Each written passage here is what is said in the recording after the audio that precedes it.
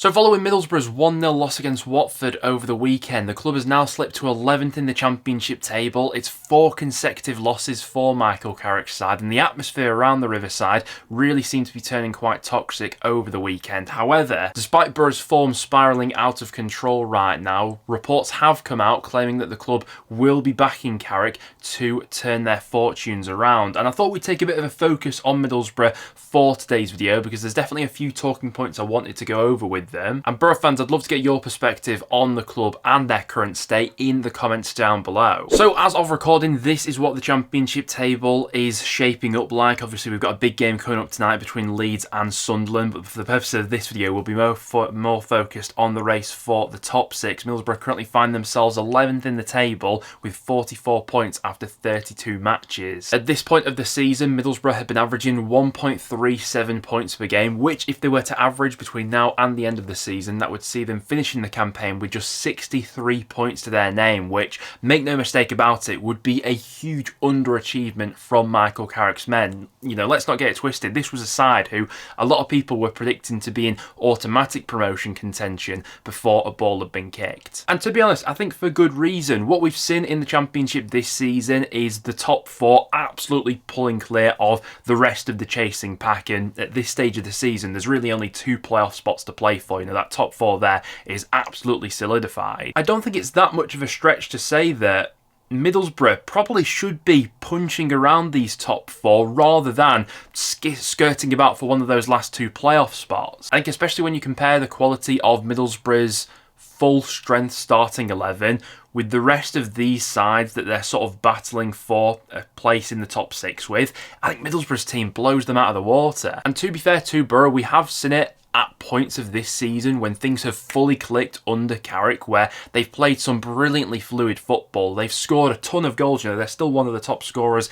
in the league this season with 50 goals already, but inconsistency, perhaps a lack of a plan B at times, individual mistakes have really cost them, and it's got themselves into the position now where they're really in a rut. Now, what could turn out to be the saving grace for Middlesbrough this season is the fact that the barrier to entry into the top 6 this year isn't actually incredibly high. While the top 4 have absolutely flown off in a direction of their own, it's not going to take that many points to sneak into the top 6 this season based on how many points, you know, Blackburn and West Brom have currently got. We'll take West Brom as an example. They're currently averaging 1.45 points per game, and if they were to continue that between now and the end of the season, they'd only finish on 67 points, which would be considerably lower than what 6th place has finished on in previous Championship seasons gone by. So it does leave the door open for not just Middlesbrough, but really any of these sides, if they're going to put a good run together between now and the end of the season, to get into the top 6, because it's not going to take that many points to do so. But the way Borough are currently going, I'm not sure if I can see them doing that. Now, I do think a reason why Borough are sticking with Michael Carrick through this tough patch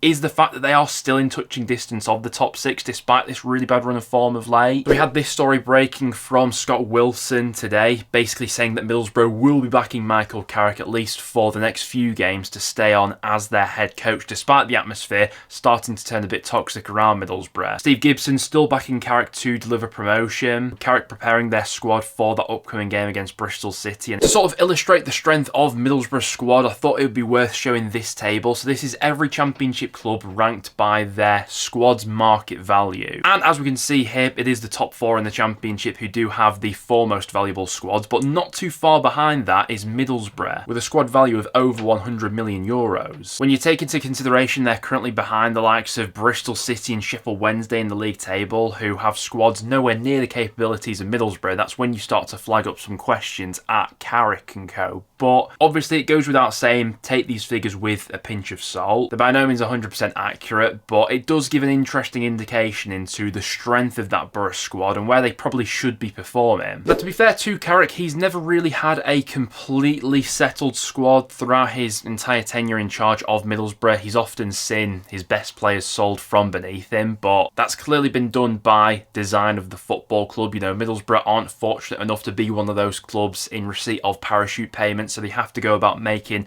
and generating revenue in other ways, and they've been pretty good at flipping players for sizable profits in recent years. You know, you look at the likes of Chuba Akpom, Morgan Rogers, who are both sold on for big profits. profits. And when the club have sold big players, they've tended to be pretty decent in replacing them. You know, when Akpom went out, they invested quite a bit of money into Emmanuel Latte-Lath, who himself was recently sold on for a big profit. You know, they've since splashed obviously quite a bit of money on Morgan Whittaker. They signed him before Emmanuel Latte-Lath went out. Same for when Rodgers was sold. They obviously invested a lot of money into Finn Azaz, who's been a creative spark for them this season. So I do have some sympathy whereby when you don't have a completely settled squad, obviously, it's never easy to continue that same momentum when you're working with different groups of players each season. But you have to hand it to Middlesbrough. They have been really decent at reinvesting a lot of the money they receive for these players. In January, obviously, they spent a big whack on Morgan Whittaker. They invested quite heavily into the loan market as well. And then even going back to the summer, they spent big fees on the likes of Tommy Conway, Micah Hamilton, Aidan Morris. Getting Ben Doak on loan from Liverpool was one of the most high-profile loanees coming into the Championship this season. He's been really good as well. When the club has the ability to sort of flex their financial muscles like not a lot of other Championship clubs can do,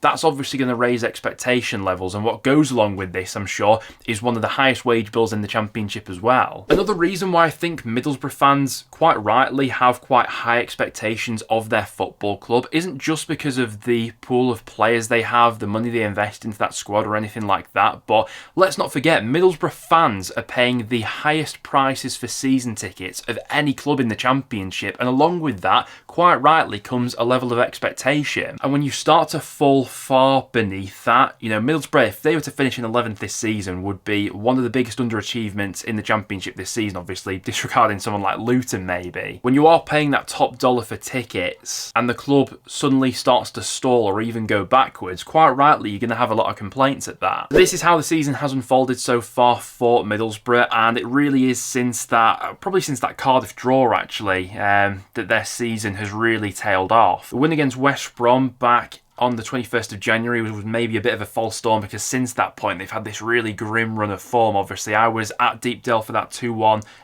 loss that Middlesbrough had against Preston. Once again, bad individual mistakes letting them down at the back. That second goal they conceded to North End that afternoon was absolutely comical. Then you have these losses against the likes of Sunderland and Sheffield United, which on the face surface can be accepted. You know, the Blades and the Black Cats have both been very good this season, but the 1-0 loss at home to Watford really sort of hammered home how much Borough are struggling right now. And from what I saw, the atmosphere really seemed to be quite toxic. And I actually think that Middlesbrough will maybe even benefit a little bit by the fact that their next 2 Championship matches are both away from home. I think that when you are struggling like this, it doesn't always help to be at home. I think there is almost that level of expectancy that comes with Middlesbrough being the home side, that maybe Carrick can look to take a bit of pressure off their shoulders with these 2 away matches. But make no mistake about it, if Middlesbrough lose both of these matches against Bristol City and Stoke away, regardless of the reports that have come out today, you know, behind the scenes that Middlesbrough are backing Michael Carrick, I'd be really surprised to see him staying in the job if they lose those next 2 games. Now, it was sort of floated that the potential replacements for Carrick would be the likes of Steve Cooper and Rob Edwards, who are both obviously available right now and have plenty of Championship experience between them.